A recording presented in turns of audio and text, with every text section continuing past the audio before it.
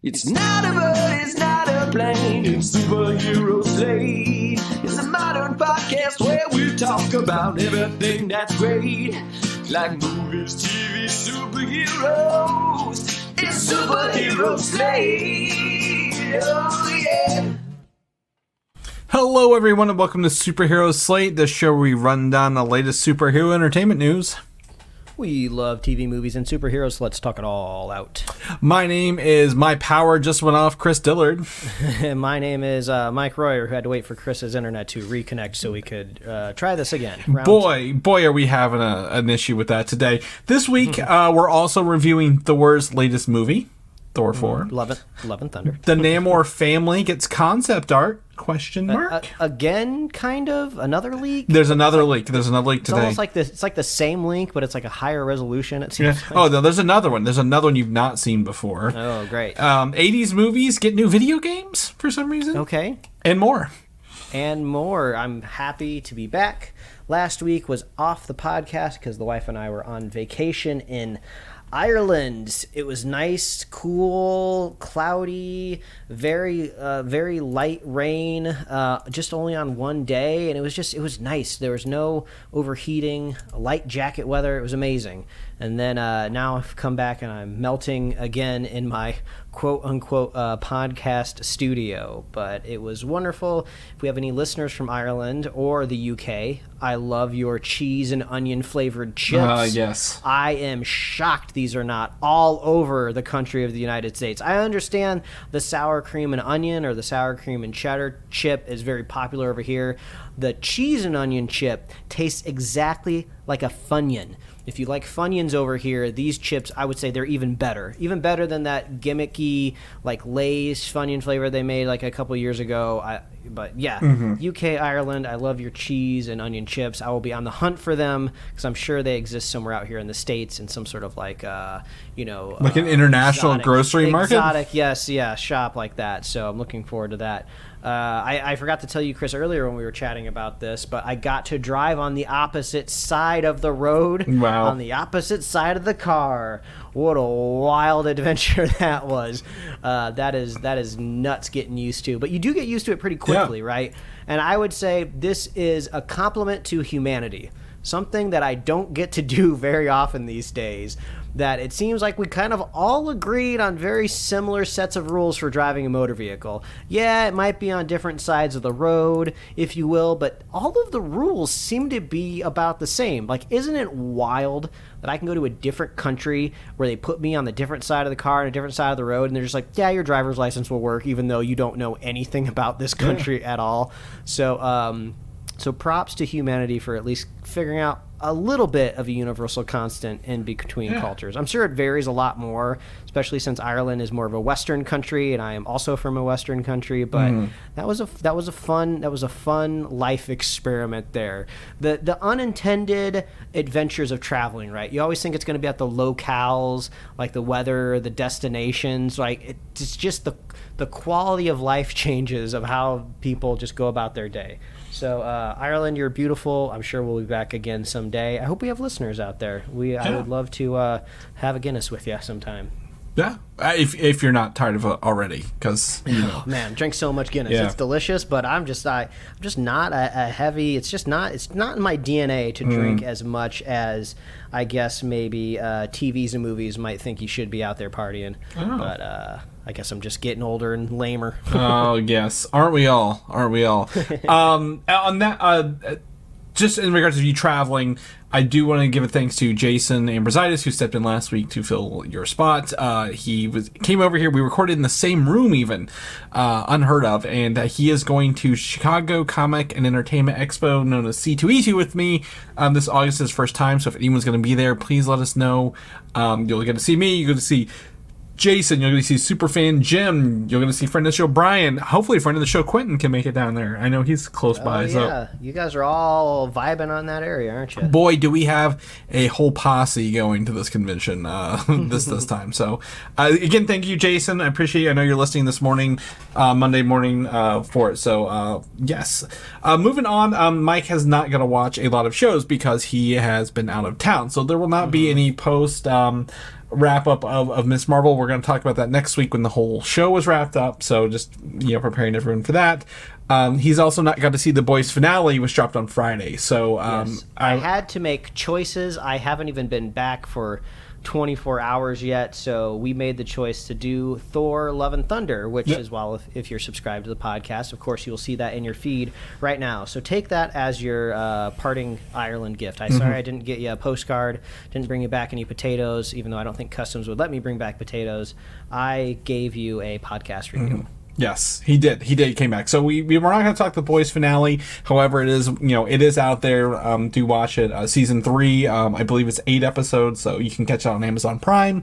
I do know really that our friend of the show, Brian, he's just now catching season 1 and season 2, and he's asking me things about it, and I'm like, Brian, I think that was 3 years ago when I watched season 1, because that was at Comic-Con 2019 when they had the big, Amazon set up there for The Boys, and I'm like, I can't remember. I just know this season. So, I'll be excited to talk to you about that next week.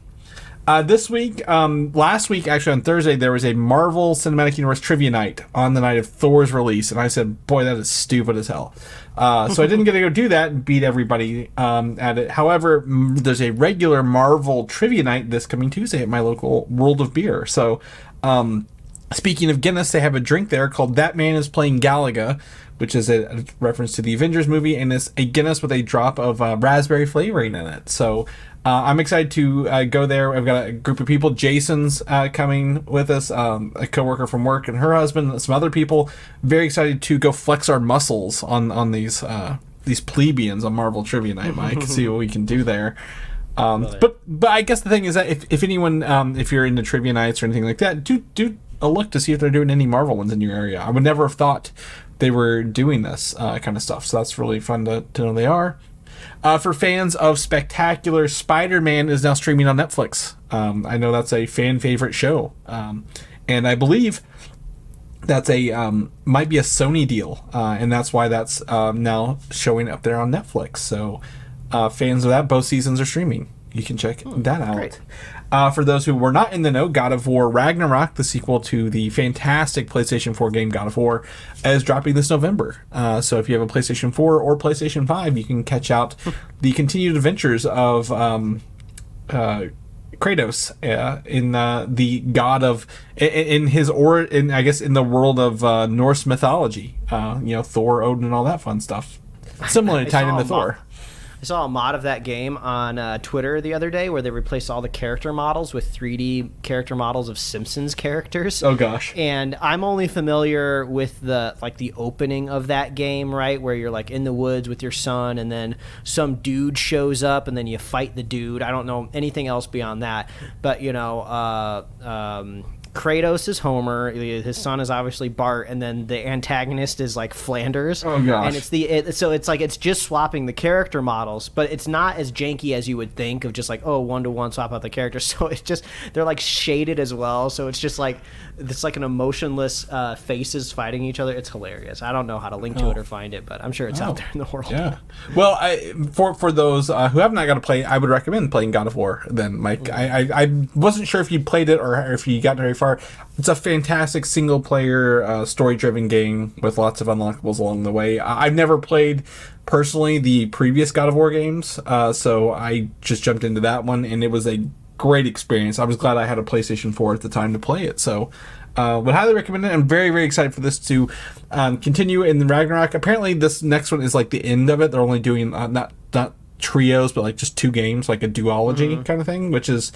I find that pretty feasible. That's a pretty good run for games. So that's my rundown for this week. Very quick, because we've already done one review episode. So Mike, what else you got for us? You had a lot of airtime lately. And exactly, literally in the air. Had a chance to watch a few things. I'll go in backwards order here that I have listed in our show notes, which might not mean anything to anybody listening right now. But just before we left town, a new show dropped on Hulu from FX called The Bear, which all episodes dropped at the same time. I believe it's 8 episodes, if I remember correctly. And it's just this great little show about a kind of the world's best chef in a way, kind of has a bit of a meltdown and leaves working at the best restaurant in the world in New York City, and kind of starts working at his brother's, just a Chicago-style beef sandwich shop. He kind of brings it back from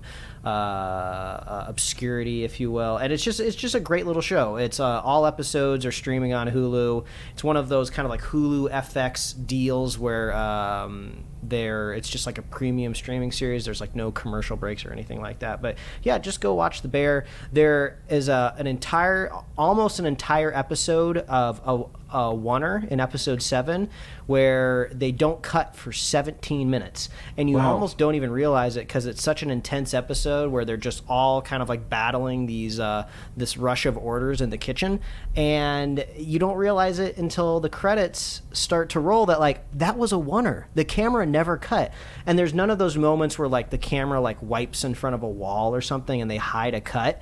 It was 100% done like that. It was amazing that, you know, the choreograph all of that movement for a 17-minute shot that I'm sure took them more than once to do. So if you want to just see some impressive filmmaking, stick around till episode 7 of that and you'll get that. But overall, great series. I don't really remember many of the notable actors in it. I just liked the show, so I just wanted to recommend it. The Bear on Hulu from FX. Go check it out.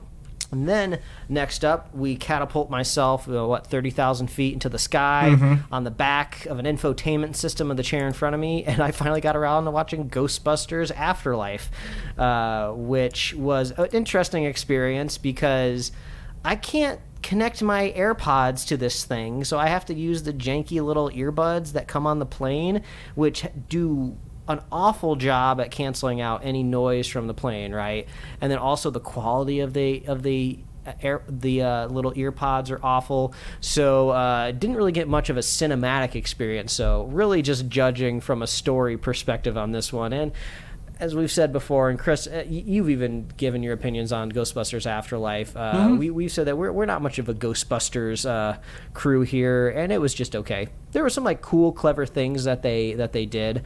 I really liked how there was like this post-mortem booby trap kind of set up for these ghosts in this well of like, whenever the ghost detector would start to go off, these kind of proton packs would shoot at the hole to kind of keep the ghost pressure down, if you will. I thought that was cool and clever, but yeah, it didn't overall grab me all that much. But like I said, there's not a whole lot of stake for me when it comes to Ghostbusters. But were you the one that told me that they're working on a sequel? Is that right? Yeah, we've talked about that. I think maybe even last week a little bit, or a couple weeks ago. They're working on a sequel to this, and it will reportedly take place in New York. Okay. I might. Because this feels like a sequel to the first one, and I think the sequel to this would feel like a sequel to the second one. Because I don't think it references the second movie at all. Yeah, I might tune in. I might take a look. It does seem kind of weird that everyone in this universe acknowledges that like New York had this like weird ghost problem back in the 80s, but there's still like ghost skeptics out there. And almost you would think there would be like this just explosive effect, right? That now the whole world would think ghosts exist. But the second movie even did that. The second movie started off like, that was a hoax. That was like, smoke and mirrors years ago. That wasn't even real ghosts kind of thing. But I could totally see that being how society works today. Yeah. So, but very strange since these were originally just goofy ghost movies, and now it's a whole franchise. But Ghostbusters Afterlife. I just thought I'd give everybody a little update. And then also on the plane, finally got around to watching Free Guy, which I know I still haven't even seen this, so you're ahead of me like a year later. Yeah, I know this one kind of took off because it was one of the few kind of big budget things that you could kind of watch, like kind of as the pandemic was wrapping up a little bit. So, Ryan Reynolds. This was also on the weird released verge of like, is it a Disney movie? Is it a Fox movie? It was on HBO Max and it's also on Disney Plus. So it's kind of like this weird movie that was just out there, right? So I finally got a chance to watch it. And I thought it was kind of cringy, actually. I remember people having like positive experiences with this film, and man, there's just some bad writing in this film.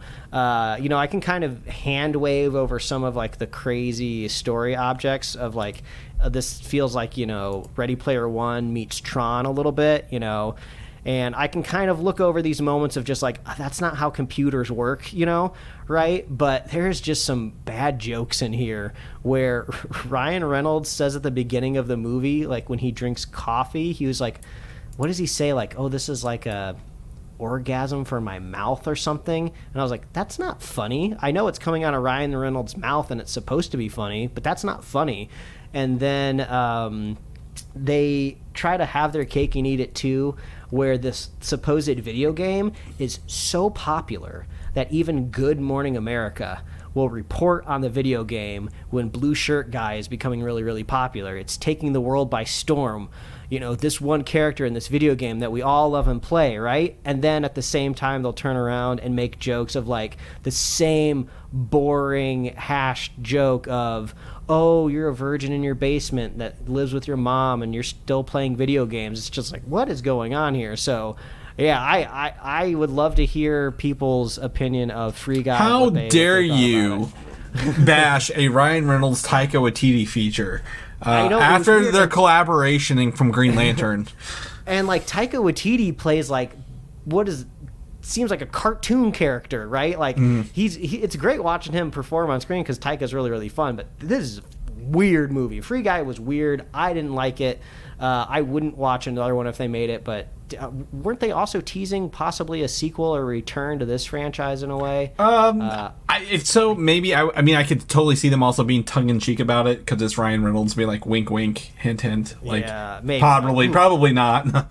Yeah, did not like it. It's enough to entertain you on a plane. So if you're just looking for that threshold, just trying to put something on in the background, go ahead. But like this movie did help me identify one thing about myself that I think is maybe just something I will never be able to get over. So if you can get over this hump, I'm happy for you. But I cannot.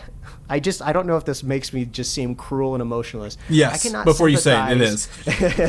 I cannot sympathize with a non-real character, not a fictional character of like a robot or an AI or something that is pretending to be real. Because it's like when you go like into the video game, right, and you're seeing like these characters and programs like having like emotions and stuff, I just keep thinking this isn't real. They do this kind of moment in the film which totally undercuts it to me, but it's what I feel like whenever I'm watching a movie like this, of just like where Ryan Reynolds is having a love interest with like the action woman that you see in all of the trailers, right? And they finally go in to kiss each other and they're playing this whole musical score behind it. They're trying to hit those notes that you get when characters finally kiss in a movie, and then it cuts away to the player just sitting in front of their computer monitor like really awkwardly like, why is this NPC kissing me? This is very strange. And I was like, yes, that's how I feel all the time when I watch this. All of these bombastic action moments are just like ones and zeros just flicking off inside of a computer. And it's like, I don't know, I just can't connect to it. So I guess that just makes me heartless, but yeah. How dare you undersell that? Not for me. So I'll leave it at that. But yeah, strange experience watching Free Guy, that's for sure. All right. But I know a lot of people like it, I think, because all the references. I've not seen it. I know there's a lot of references in this, so I'm excited to turn it on when I have nothing else to do, or maybe while I'm doing something like the show notes or something. So that might be where I go. But glad to know you didn't waste your time in the air, Mike. When you're strapped to that seat in the plane and you have nowhere else to go, that's the time you watch the stuff you can't watch anywhere else. Can't be bothered to. I'm just trying to kill 10 and a half hours in the air, man. Yeah, I get it. All right, well, let's jump into news here, because I bet you wish you had yourself a little Bifrost to get around the world, if you know what I mean. A little zoom. That's a Thor Love and Thunder reference. So we're going to jump into our Thor Love and Thunder. We just got off our review, our spoiler-filled review. So this will be our spoiler-free review for you regular weekly listeners. So, You want to jump into it? You want me to do it this time since you got to start last time? I'll do it. It's on me. Yeah, jump into it. Spoiler free. Our initial thoughts of Thor: Love and Thunder. If you want more of it, stay subscribed. Look in your feeds. We got the whole spoiler review. That's right. We also have time codes for when we get into spoilers in that too. We break it down a lot more. Well, there's a lot more in that than there will be in this because we actually have a bunch of other news to get through. But let's just go ahead and say, if you could rate movies, best movie ever or worst movie ever, Thor: Love and Thunder is just a movie. Right down the middle. I think, if you were splitting wood with Stormbreaker, it would be shot right down the middle of that piece of wood. And that's not a bad thing. Let's preface this. I don't think this movie is a bad movie. I don't think it's the best movie we've had either. There are things about this film that are fun. There are funny moments. There are things that kind of make you just kind of tilt your head and like, all right, there was an attempt here, but nothing huge. So I think it's definitely a different movie than Spider-Man and Doctor Strange, the last two MCU movies. I'd even say it's very much different than Ms. Marvel and Moon Knight in terms of tone and story. So I think it's a different genre, and that's fine in and of itself. If you want to sit the movie theater, shove popcorn in your face in one of the collectible popcorn vessels you can get at your local movie theater, this is a movie for you. It definitely leans into that 80s hair metal vibe quite a bit, but it's not perfect. I think if I was to say anything, like I said in my other review, Thor Ragnarok and Iron Man 1 are similar. Thor: Love and Thunder and Iron Man 2 are similar in that regards, in that they are sequels that don't really push the envelope forward, but just kind of play the familiar notes that you know and love the first time. Mike, yourself, buddy, lay it on them. Hit the people. You're fresh out of this thing. You saw it today. Let them know what you thought. Just a few hours ago. I'm not mad. I'm just disappointed. Coming off such a crowd-pleasing success that Thor Ragnarok was, like Taika Waititi really brought this fresh perspective to the character, and I think to the MCU at large. But I think this one's a swing and a little bit of a miss, unfortunately. You're still getting all of that DNA from the creative direction of Taika, but it just feels like a little mismanaged and sometimes a bit too much. But like Chris said, it's a good movie, just not a great movie. There's going to be plenty of entertainment to be had, but at large, it just feels like we don't really have much consequence going on in this movie where, stakes are everything when it comes to a superhero film. Something's got to be on the line, and it just kind of feels like in a movie where somebody is called Gore the God Butcher, I feel like we never really live up to the phrase butcher. Not a whole lot of that going on, unfortunately. So who knows where this franchise goes into the future. After this, we talk in our spoiler review that we love the bookend of this film. We love the opening and we love the ending. So that's great for the future of the character moving on down the line, right? I think you and I both agree we like where our characters kind of are at the end of the film. So maybe this one is just like a little bit of a speed bump, right? Maybe we'll get a third Taika outing and we'll have a lot of fun, or maybe not. Taika is a busy man. Like we talked about how many TV shows he's producing. He's got a Star Wars coming up.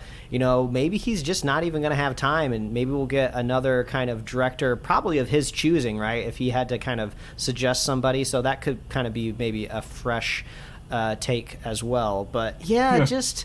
We had high hopes for this, and I would not blame anybody for going in with high expectations on this one. It just doesn't. But at the same time, I can't blame people for walking out and saying I had a good time. Despite Mike's tone of disappointment, I can't fault people for also being like, yeah, I had a really good time. Like, sounds great. Glad you did.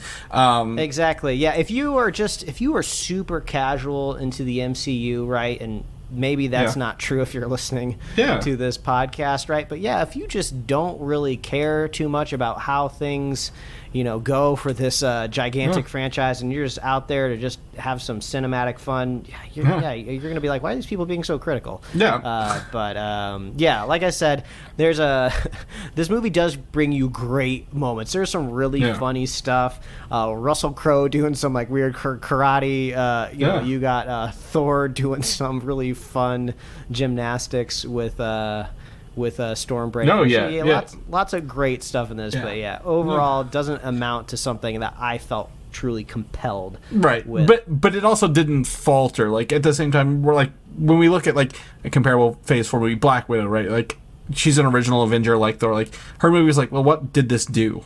Anything? Mm-hmm. No, really nothing did it. So I think there's still fun moments you can really pull out. This is going to be. I can't wait. Like 45 days and counting, right? To Disney Plus probably. So I can't wait to go back and watch on Disney Plus and just put it in the background. Like I don't have to stare at this one just to hear the jokes or see the visual gags. The visual gags are hilarious.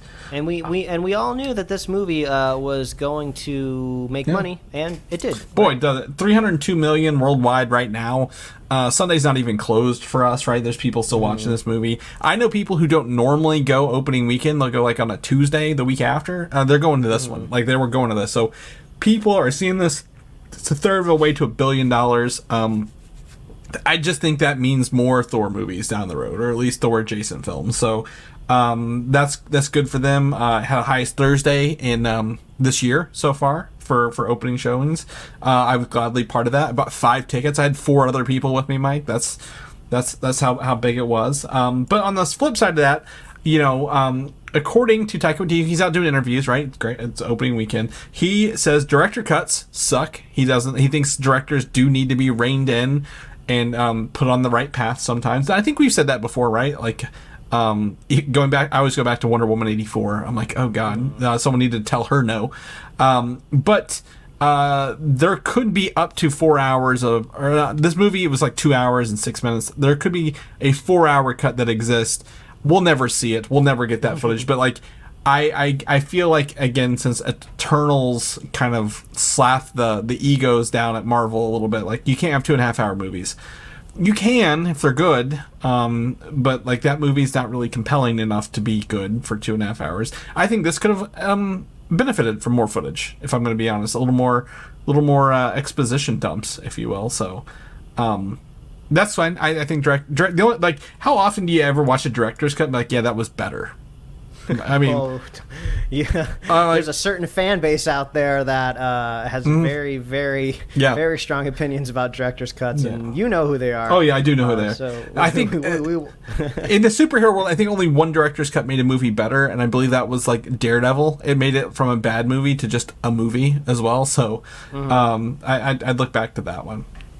And lastly, if you're into video games, such as myself, Thor and Mighty Thor skins are now in Fortnite as a bundle, so those are pretty fun to play. And when you use your glider, you can either set Stormbreaker or Mjolnir for both of them. They're the only characters who can use that. I like that. This is slightly Fortnite Marvel related. I was just on Twitter before we started recording, and apparently the Venom skin in Fortnite has physics on its butt. Oh yeah. So if you're swinging some axes, you can see a little butt jiggle on Venom there. Keep a lookout maybe for some peck physics on Thor. Maybe he's got butt physics too. I mean, we do get to see him do the full, Monty, the back Monty, if you will. In this film, which I wasn't expecting to see it. Yeah. So if you take your kids to this film, super slight spoiler. Not even spoilers. This is a word. Just a word. Yeah. It's just a word that's uttered in the film.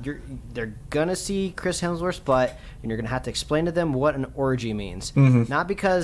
Not in passing either. Not visually. Yeah. But the word is. I just find it so funny of adults just having to explain what that is in a PG-13 movie. It's just like, hey. A kid at 13 should probably know, not necessarily what an orgy is, but they should know what sex is by 13. Yeah. And it is PG-13. That's so right. If you're taking your 8-year-olds to this, it's on you. Fault. It's on you. And then the other part of this is in Marvel's Avengers, they have added the Mighty Thor as a playable character. In that game, she is multiversal Thor. She's a different variant of Thor, much like people thought this Jane Foster might be in this movie. So you can pick her up, and they have the Mighty Thor skins, the skins for the characters. So that's a pretty fun game to play as those characters. 'Cause you look the resolution for those skins are like on point. They're really good looking. Moving on, Captain America 4 was announced late last year, I believe, a sequel to The Falcon and the Winter Soldier, continuing that story. I think it was announced not long after that season finale had aired. So that was like kind of conjuncting news. Yeah, I bet this will be something that comes up at San Diego Comic-Con this year. According to the reports, they've hired director Julius Onah, who I'm not going to hold this against him. He did direct Cloverfield Paradox, which we both think is trash. But after that, he directed a film called Juice, Juce, and then he's gotten lots of recognition for that movie. Like, he's come a long way since he literally had to do a movie for Netflix. So yeah, it's really, really hard to pull anything out of the Cloverfield Paradox, right? Because it's just one of those movies where we're never going to know exactly who to blame, right? Because this was reported to be a finished film that was then returned into a Cloverfield movie, which then couldn't be bothered to be released by a major studio, so it kind of got dumped onto Netflix. But the only reason anybody even knows about it is because of the marketing campaign that they connected with a Super Bowl and when it released. So yeah, initially when I saw Cloverfield Paradox director, I was like, ugh, that is not good. But it might lean into the idea that it was never a director issue to begin with. My typing, it's not Juice, it's Luce, Luce.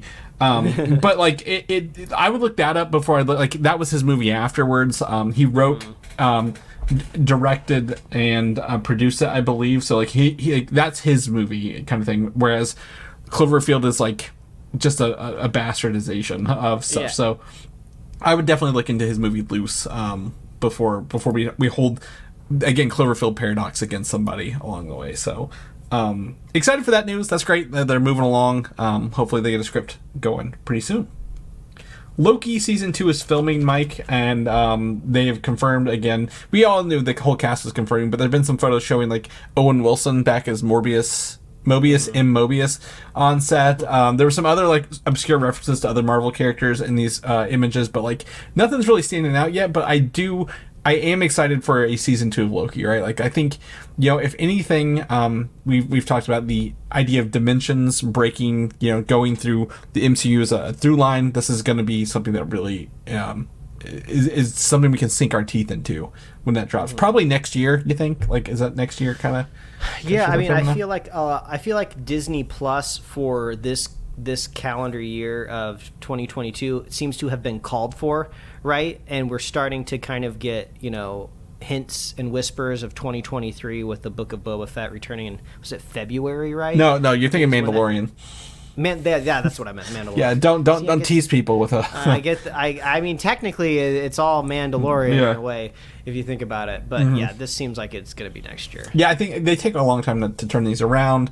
I don't know what's going to come after She-Hulk, but we do know Secret Invasion has been filming. Ironheart has been filming. We'll talk about that. Some other ones. But I think let's move on to our next bullet point here, because, Loki is Echo Season 2 is filming. Or Echo Season 1 is filming. It's a spin-off of Hawkeye Season 1. So in this, a Hollywood Reporter, I believe, and Variety have confirmed Daredevil, Matt Murdock, Kingpin, Vincent D'Onofrio are returning for this series, which I think rumored and mused about in depth for the past 6 months for sure. The bigger rumor comes down that Daredevil is apparently trying to find Jessica Jones.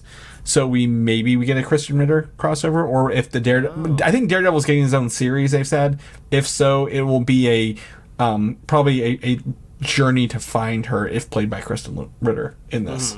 And Kingpin, I believe, is trying to run for mayor, which I think he always does. But yeah, I think it's great. He's kind of like a Lex Luthor type, right? Yeah. They're always running for office at some point in their bald man, series, so. White suit jacket. Yep, that's lines up.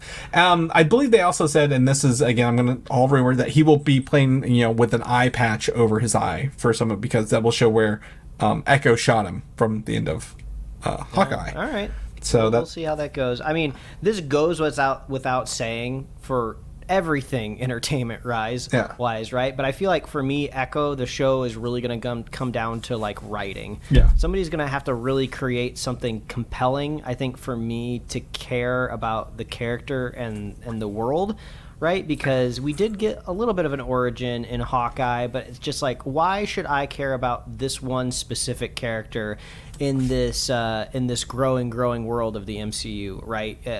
I think we have an interesting start.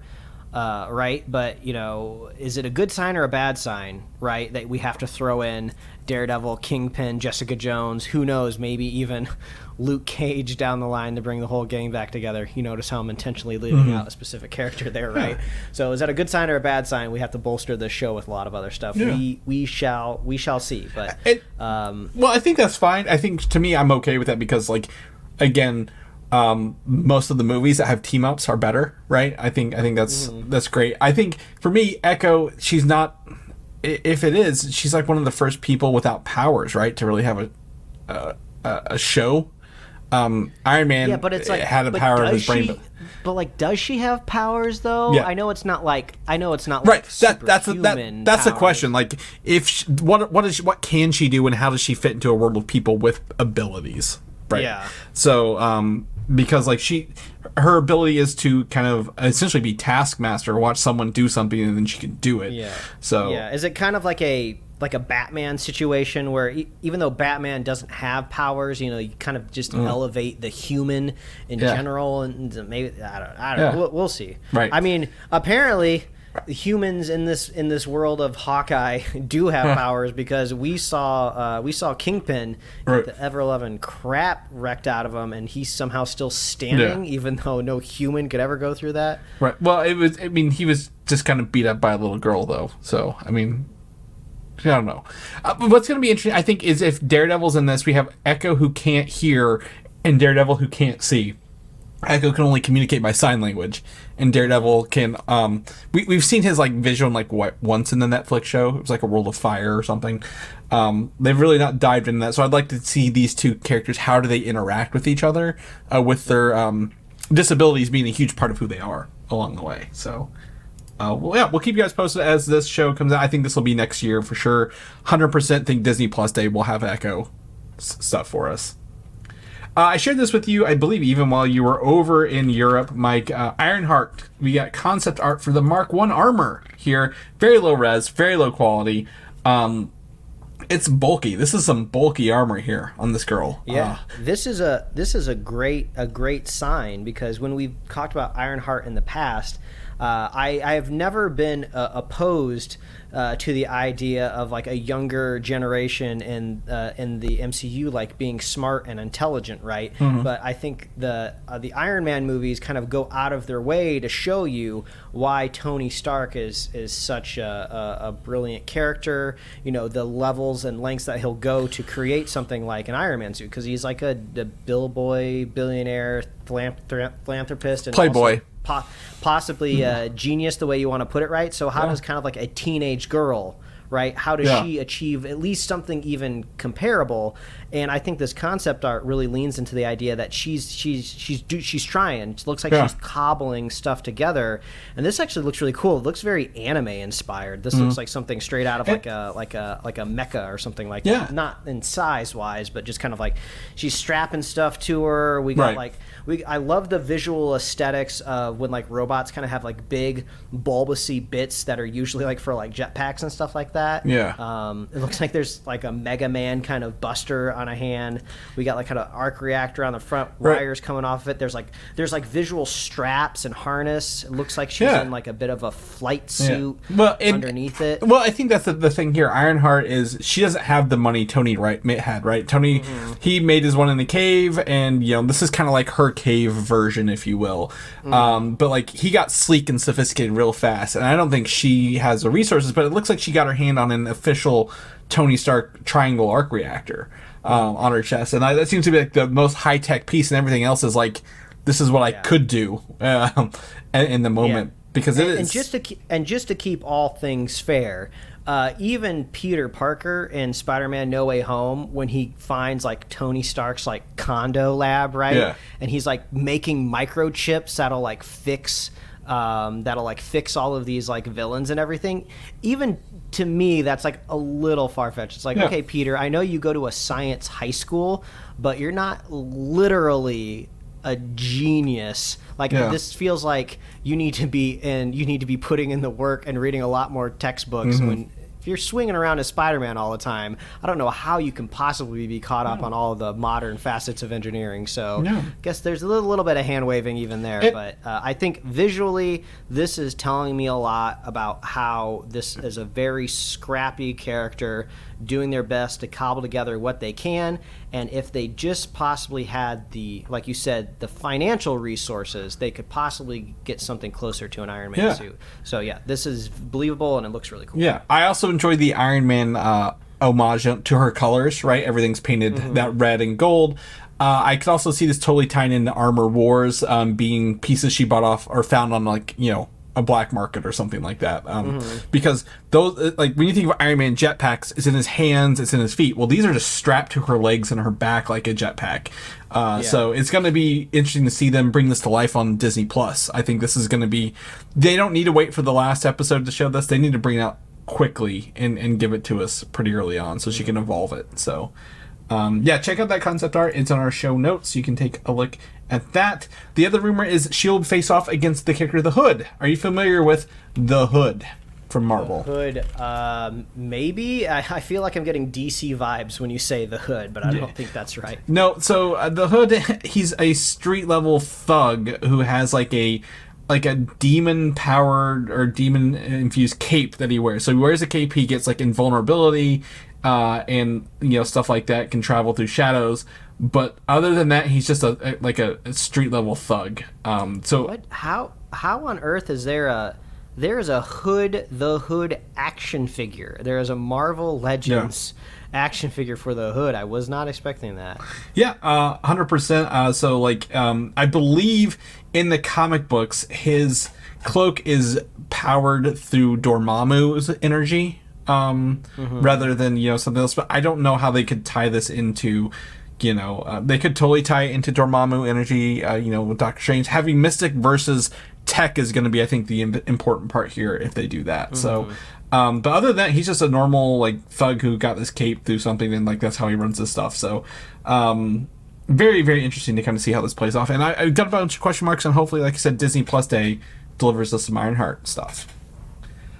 Moving on to the Wakanda, Black Panther Wakanda Forever. I kept calling it War for Wakanda last week, and I'm like, that's not it. It might end up going that way. Yeah.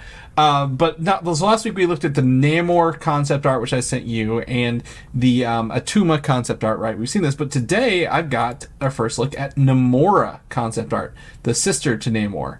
Or maybe cousin in this situation. They're related somehow. And she is also blue-skinned like Atuma and wears a lot of the kind of South American, Aztecian, Mayan, Native Southern American tribal looks to her as well. That matches up with the Namor art we talked about. Yeah, exactly. I wasn't around when you got a chance to talk about the high res leak for Namor, but it was funny how that does line up with what we talked about. Maybe months ago on the show. I would almost say years at this point. I've lost track of time, but it's nice to kind of see that high res version coming out. Like you said, I'm sure we'll hear a lot more about Black Panther at Comic-Con. Right? It's time. I mean, we are in July. Jeez, Comic-Con's next week, isn't it?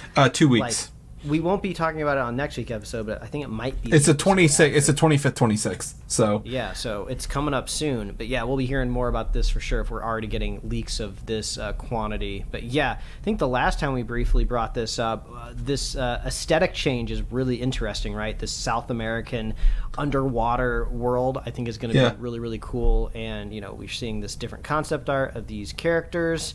At first glance, I think you could mistake this almost as an Avatar concept art, right? You'd have to elongate the limbs a little bit more, right? Put in a tail behind there. But is the blue body paint, or maybe when you're talking about underwater races, maybe just you have different pigments that are underwater. There's a blue skinned versions, which is the Atuma, I guess, clan or tribe, and then there's the pale skinned ones, which is like Namor and his tribe as well. So yeah, very much akin to the tribes in Black Panther, very much underwater with this, and I love the old school South American tribal look of all these characters. The gold, the green, the leaning into that heavily detailed, very, I guess, ornate designs on everything. And then a couple on the feathers and the leaves. This just looks awesome. And I cannot wait to see this in motion. Like, I was really hoping for that trailer before Thor this week, but we didn't get one. So, very excited for Namor, Atuma, and Namora to come to this. And I really hope, again, we get some more confirmation before Comic-Con, but totally could see them pulling up these characters on the stage at Comic-Con, saying, like, we got our Namor, here he is. And then he's going to be either in his own movie or, like, guest star in another movie later, because you don't bring Namor to the MCU without using him more than once, right? Like, that's a big deal, so... take a look at that Namor concept art in this, and then last week you can check out Namor and Atuma's concept art. Let's shift gears a little bit into Star Wars land. Star Wars Skeleton Crew, the John Watts project that's also starring Jude Law, has reportedly started filming already. I think they're going to be using real sets on this. I don't have any other details. Wouldn't be surprised if they try to use the volume a little bit, but with a larger cast of kids. In this, I think they'll probably lean into the physical locations that a lot of productions have been kind of going back to lately. Yeah, I mean, that seems so quick when you talk about in comparison to when No Way Home came out, but then No Way Home was, the release date, was delayed due to the pandemic. So John Watts has had a lot more time between when that movie was actually done to because it takes a lot of development to start working on this stuff, right? So yeah, it just seems quick, but curious to see how this goes. John Watts, as we've talked about before, nobody ever remembers the directors for these amazing Spider-Man movies that we've loved, all three of them, right? Like, how is he not a household name? So maybe this will help a little bit more get his name ID out there. Yeah. I mean, could be. I mean, his name stamped on stuff. He was going to do Fantastic Four, then kind of backed out. Sounds like he's going to be doing this, and I would not be surprised if the reason he also backed out of Fantastic Four is because they were like, "Hey, do you want to do Spider-Man 4 after you get done with your Star Wars?" Because I could totally see him also being like, "Yeah, I'm going to do the next movie for Sony and Marvel because that's a guaranteed paycheck." The movie can suck, but that's still a guaranteed paycheck for him. So I'm excited to kind of see this, learn more about it, and it'll probably be if they're filming, it'll probably come out next year, sometime. So yeah, we'll keep you guys posted. Avatar: The Way of Water. Did you get a trailer for this before your movie yesterday? Yeah, the same one. I have seen the trailer already. But yeah, I know. But like, this was the first time I got to see it in theater because the last time in Doctor Strange, it was they gave us the 3D screening and I had the wrong glasses. So I have to use this moment before we talk about the news of Avatar as a PSA. We got a trailer this morning for Jordan Peele's next film, Nope, and it was a new trailer. And the most recent trailer for Nope that's out there, the one that we watched, it shows way too much. It's like ruined the movie for me already, right? Like the first two trailers, I think, or maybe the first one's a teaser and then the first official trailer is like nothing but like spooky mystery. You just see these people flying up from the ground and they're being thrown around. You have no idea what's happening, no hint of anything at all. And then this trailer it literally shows everything. I'm sure that there's still some mystery left, but if you want to go into Jordan Peele's next film, Nope, with at least some surprise, do not watch anything else. So like, if you're going to Thor and that trailer premiere, like start showing, like close your eyes and plug your ears. It's gonna ruin it. So that trailer's been out for a month already. Man, that means I was successfully avoiding it for a whole month. Yep. Yeah. So I've seen this one. I think there's still a lot more to surprise us, so I'm very excited for that. But I get what you're saying. Yeah, I'm still gonna see the movie. Yeah. But anyway, trailers that give us absolutely nothing. Avatar, Way of Water. James Cameron, he said this movie I think will have a 3-hour runtime. No surprise. He likes to do long movies, and he says, "Give me a fucking break." Sorry for my language. I'm just quoting him. Thank you. When people were like, "Why is it so long?" And he compares it to he's like people. He references kids can literally sit and watch 5 or 6 episodes of a TV show in a row, binge watching it. So you can literally sit and watch my 3-hour movie. I'm gonna do what I want to do. People are not afraid to watch long shows of things. Yeah, I feel like I have two comments. First one, I don't think anybody was upset that he's putting out 3 hours of stuff. I mean, he's like. The interviewer asked him about the complaint, so I think it was a funnel.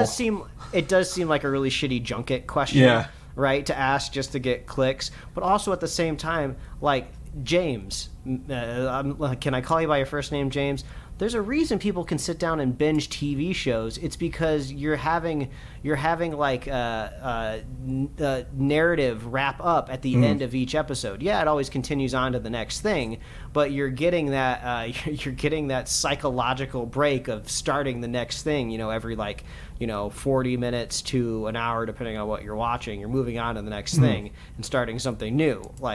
3 hours of a feature. It's a lot more mentally taxing, that you will, than watching 5 hours of Stranger Things. I don't know. That's just me, but I don't know. I feel like those last 2 episodes of Stranger Things being 4 hours, that's a little different. That's a different. I don't disagree with them. If you can watch 5-hour, 40-minute episodes, you can watch a 3-hour movie and just be fine.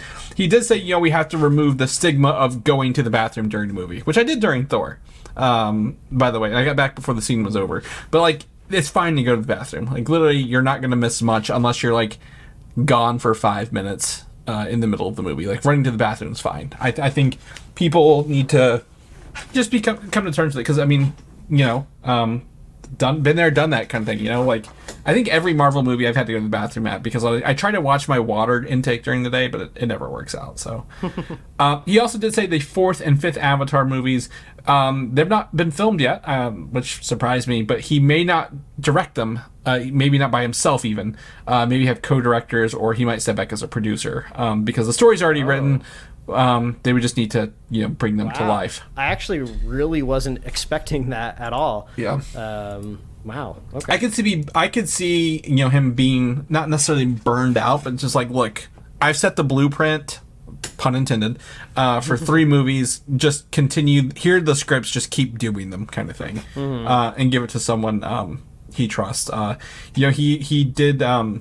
He's known for handing over the reins to franchises with all the Terminator movies. Not saying they're better at all, but he did hand those over. And then he came in for Aliens from Alien and made a really good movie. So I mean, with how visually effects intensive these movies are, you might as well just let your VFX lead or something just direct the last 2 movies. That's going to be the person touching every scene anyway. Right. Yeah, he's we have enough footage of the actual actors anyway. We don't need them anymore. We're just gonna throw this into a blender and spit it out. So exactly. Yeah. So anyway, that's his news. Trailer for Rise of the Teenage Mutant Ninja Turtles, the movie, dropped this week, Mike, and I wanted to share this with you because I know I'm not gonna watch this show because I literally cannot find the 2nd season anywhere at all. So I don't know what's up with this. Even illegally, can't find the 2nd season. Yeah, isn't it? And I thought it was on Paramount Plus since it was a Nickelodeon. It might be now, but when I tried to find it, I could not find it. Now I need to revisit this with the trailer coming out. So this is a trailer, I think, a continuation of the show. Along with the new Teenage Mutant Ninja Turtle game that comes out, Turtles are seeing a resurgence as well. This shows, the Krang, and I didn't know the Turtles had mystic powers in this show, but apparently they do. So very excited. Have you got a chance to watch this yet? Yeah, I had a chance to watch the trailer. It is interesting, right? If nobody knows what we're talking about, this is just another in a long line of interpretations of Teenage Mutant the Teenage Mutant Ninja Turtles. Like Nickelodeon, I believe, has the rights to these, and they will constantly and forever be pumping out TMNT content just because it makes money and people watch it, right? So this just happens to be one of the few kind of Teenage Mutant Ninja Turtle properties, TMNT, that's what I should say. That's why they abbreviate this to begin with, because it's so freaking hard to say. Or just the Turtles. We get it. Yeah. This is just one of the few in a long line that has just taken a different interpretation of the characters. They've kind of given them more mystical powers imbued to the weapons, so they can kind of have different combat styles. Well, the other thing is each one of the turtles is based off a different type of turtle. Like they're visually like, I think Leonardo, he's like a red. When like Raphael's a snapping turtle, they all actually are visually distinct. They're not just the same turtle with different headband colors. Yeah, which is honestly in animation is character design 101. You need to set aside visually the characters that you put on screen, and then also the action in the show is just chef's kiss. It is beautiful. They are cranking it to 11, super high octane animation. There is just it's just a feast for the eyes. I've seen clips of it post on YouTube a ton when it was originally airing, which goes into my third point. It's not airing anymore. The show has been canceled. Not necessarily like, oh, canceled, your show is bad. It just kind of ran. It's kind of like daytime cartoon course, right? It seems like everything only gets about 2 or 3 seasons, and then kind of like the audience has aged on and moved on to the other things, and that's kind of when you reboot it. So this Netflix kind of film, I think it's just kind of like a legacy contract, if you will. Like, you know, when the Invader Zim and Rocko's Modern Life and Hey Arnold movies were made for Netflix, I think this was kind of in a similar kind of strategy. I would imagine everything else moving forward for Nickelodeon will be exclusive to Paramount Plus. So this is just a long-winded way of saying if you missed the rise of the Teenage Mutant Ninja Turtles on Nickelodeon, and like Chris said, you're having trouble finding it and streaming it, you got an animated movie coming out that I'm sure will be even more action-packed because you have a lot more time to dedicate to a film. So the thing is with this one, like you said, I looked at this. The 2 seasons are on Paramount Plus. You're right. 1 season is on Netflix. And that's what I think that might have been my problem. I was like, I can't find it because this is going to Netflix on August 5th, so just a couple weeks. Also introduces Casey Jones, fan favorite character Casey Jones, to this universe. For I don't know if you mentioned this or not, maybe people were listening, it's a 2D animated show, not a 3D animated show. Exactly. So it's very much very unique style. Look, the trailer looks fun. It looks, it's got jokes, it's got turtles. Again, I've been playing the Turtles games. This looks like fun, and Krang is a classic character for Turtles. So you can check out all of the all these on Paramount Plus, but the movie's coming to Netflix in a couple weeks. So the turtles have been out there multiversing hopping before. 100%. Cool. Yeah. If you're an animal and you got introduced to ooze, you have a version somewhere in the Turtles universe.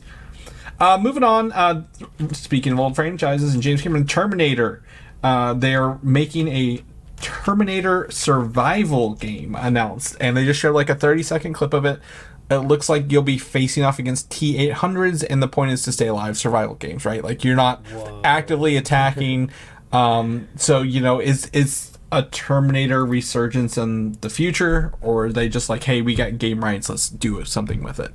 I'm putting it on right now. I don't know what Terminator resurgence is, but I think survival games are always like, I feel like they're not easy to make, but I feel like it's easy to adapt a franchise into a survival style game, right? Because we already know the mechanism of a survival style game, right? You're usually starved for resources, time, space, nooks and corners to hide in. So you really just need something to run from. I think, what is it? Alien Isolation? Yeah. Is that kind of survival horror game based in the alien world? Yeah. And all you need is you just need a location and a creature. So if they're doing that with like very menacing, like silver red-eyed robots, I think that sounds like a knockout of the park. And a lot of those, again, depending on the game, depending on your interpretation. When I said Terminator resurgence, I meant a resurgence of the Terminator franchise, by the way.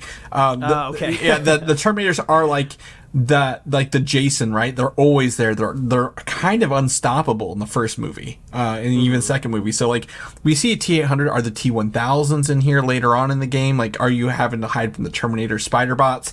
What's in here and how do you hide from them is the thing. So I think this post-apocalyptic future Terminator prime real estate for survival style game. So you can check out that trailer here. Not gameplay, nothing involved. The second one is Robocop has a game coming out. Robocop, I don't know where it's been since that reboot with the guy from Suicide Squad, Joel Kinnaman. Forgot about that. So new game called Rogue City. It's a first person shooter and you are the Robocop, Mike. So gosh. This is a little bit of a longer trailer, but you can see some of the gunplays. You're shooting up the punks. It's got that old school plus size crosshair for aiming at people. Looks like you can possibly slow down motion a little bit. I don't know what else you have, but like it's not shying from the blood and guts here. Like you see people's heads exploding, limbs falling off, and then you see. Well, I don't know what the bigger robots are he's fighting. Later, I don't know what they were called either, but they were pretty menacing in the movies. And then at the end it ends with Dead or Alive, You're Coming With Me, with the actual actor scanned in for this role from the old movie, the original movie. So this is fantastic. Yeah, I was watching the trailer right now. I would just hope. I think the thing that a lot of people forget is in RoboCop before they go back and rewatch it, because they always remember him blowing the dude's crotch off, right? All the blood and guts and everything. But I always forget that the kind of like the subversive humor that they put in the movie, right? When they kind of like cut away to like TV screens and like commercials and stuff like that. So I hope they put that in this game for sure. Yeah, and I always love there's a line in there halfway. He's like, oh, he didn't hesitate. That's just a small minor glitch, and you're like, it's gonna be one of those games where you're learning to fend for yourself. So RoboCop, Terminator, Aliens, all these franchises from the 80s getting games. So live it up. All right, well, that's it for the episode this week, Mike. We have recorded 2. We did our Thor: Love and Thunder. We've done this. It is time to go. You just got back from a trip. Let's go enjoy our lives outside of the podcast. So where can people find you? They can find me at Mike Royer Design on Instagram, Twitter, and TikTok, and you can read my webcomics at pickledcomics.com. Chris, if people want to catch up with you, where can they find you? You can find me on Twitter, Valdan, Valdan, or Instagram, Valdan87. If people know about the show, all the stuff we do every week, get ready for our San Diego Comic-Con coverage episode because it's going to be so huge. Everybody's back this year. Where can they get ready to listen to that at? Oh, all you got to do is visit superheroslate.com. That is the headquarters. That is the Atlantis. That is the Wakanda for Superhero Slate, superheroslate.com. That's where we live, a long way of saying it. You can find us on Apple Podcasts, YouTube, Spotify, wherever else you love to listen to fine podcasts like ourselves. Like us on Facebook, follow us on Twitter and Instagram, and you can get merch at superheroslate.com/store. We love hearing from you. Please reach out and let us know what you think about some of this awesome concept art that we have in our show notes here. What are you thinking of Ironheart? What are you thinking of this kind of visual design for the next Black Panther movie? Let us know. And we love our super fans. So if you want to be a super fan of this show right here, all you got to do is share the show with a friend, share the show with a buddy. We'll be here every week, folks. This week, twice. Go listen to our Love and Thunder review. That's right. And we will catch you guys next week. Bye. Thanks for listening, and don't forget to subscribe.